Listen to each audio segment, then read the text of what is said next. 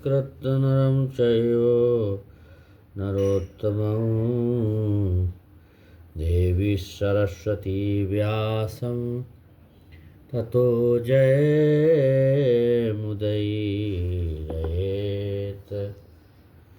जय हो सद्गुरुदेव भगवान की।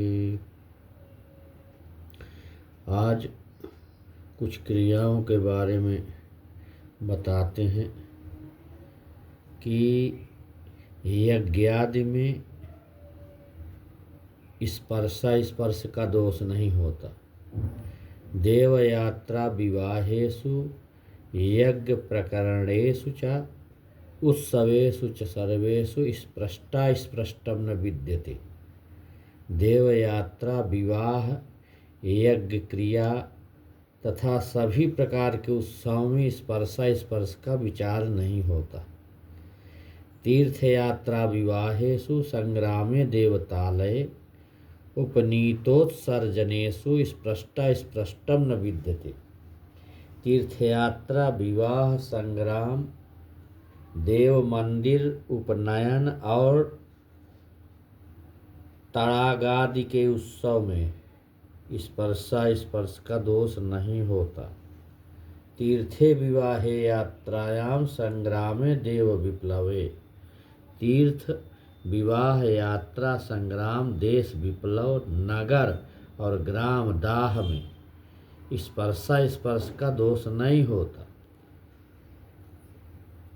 इस प्रकार से लोग पूछते हैं कि किसका स्पर्श हो, किसका स्पर्श न हो। और दीर्घ काष्ठे शिलापृष्ठे नौकायां सकटे तटे विवाहे बहुसंपर्के स्पर्श दोषो न विद्यते। विशाल काष्ठ, शिलापृष्ठ, नौका, गाड़ी, गंगा आदि नदी के तट, विवाह और बहुत लोगों के समुदाय में स्पर्श का दोष नहीं होता। अशौचादि में देवताओं का स्पर्श होने पर विचार किया गया है। संकल्पित व्रतापूर्तौ देव निर्माल लंघने अशुचौ देवता स्पर्शे गायत्री जप आचरेत। पूर्व संकल्पित व्रत की आपूर्ति में, देवता के निर्माल्य के लांघने में और जनन एवं मरण के अशौच में देवता का स्पर्श हो जाए तो उस दोष के निवारणार्थ उस दोष के लिए यथाशक्ति गायत्री का जप करना चाहिए। यज्ञादि कर्म के समय अपवित्र जीव जंतुओं और मनुष्यों का स्पर्श होने पर विचार किया गया है।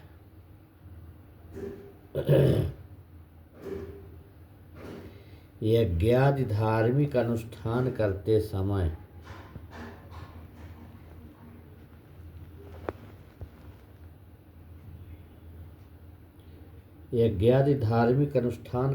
यदि चूहा, छिपकली, गिरगिट, गोधा बोलते हैं, कौआ, ये सक्षुद्र आदि स्पर्श होने पर स्नान का विधान है इसमें। और इनको देखने में 3 बार आचमन करना चाहिए। बिल्ली का स्पर्श होने पर तो स्नान करना ही चाहिए, उसके अन्य अंग का स्पर्श न होने पर आचमन करना चाहिए। रजस्वला स्त्री, चांडाल, असक्षुद्र आदि से वार्ता करने में और इनको देखने में 3 बार आचमन करना चाहिए। स्त्री और शूद्रों को मंत्र रहित प्राणायाम करना चाहिए। देव पूजन अथवा श्राद्ध करने वाला मनुष्य चांडाल आदि पुरुषों को देख ले तो आचमन करके पवित्र होने पर ओम उदुत्यम जात वेद सम इत्यादि सूर्य के जो मंत्र हैं और ओम पुनंतु माम देव जनाः इत्यादि पवित्र मंत्रों को उत्साहपूर्वक शक्ति के अनुसार जपे।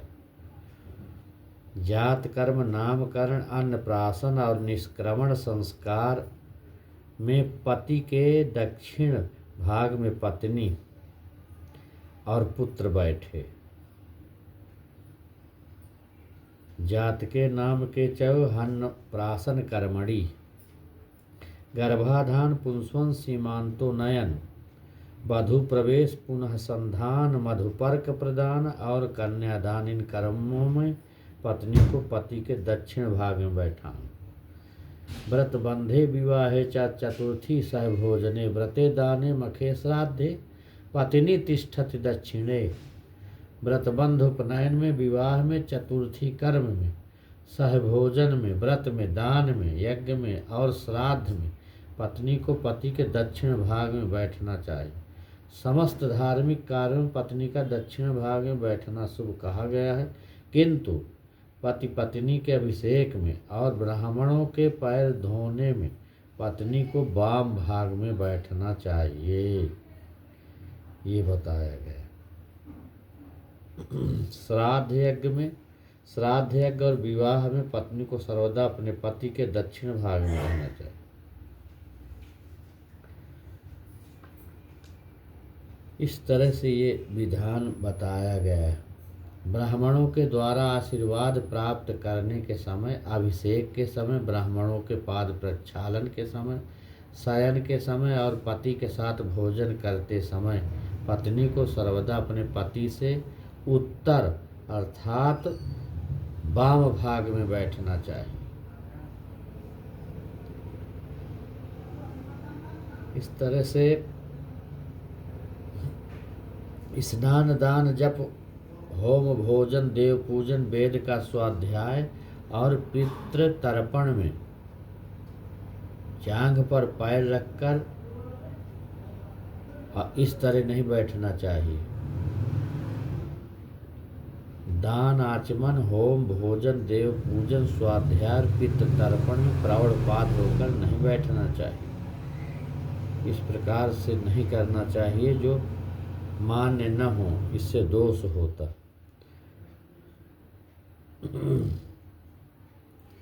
पाखंडिश्च पतिताये चैव नास्तिका दुजाहा। जो द्विज पाखंडी पतित एवं नास्तिक हो उनका पुण्य कर्म में निश्चित ही साथ रहना उचित नहीं। यज्ञादि में अपूज्य ब्राह्मणों के मध्य में ब्रह्मा आदि जो ऋत्विज हैं उनकी दोष निवृत्ति के लिए महर्षियों ने सडब्द व्रत का विधान कहा। इस तरह से बताया गया कि किसको बैठना चाहिए किसको न बैठना चाहिए, ये भी विधान बताया है। गाय गृह शैया और स्त्रियों को बहुत ब्राह्मणों को परस्पर बांट लेने के लिए नहीं देना चाहिए कि लेके सब कोई बांट लेना। देव द्रव्य के बंटवारे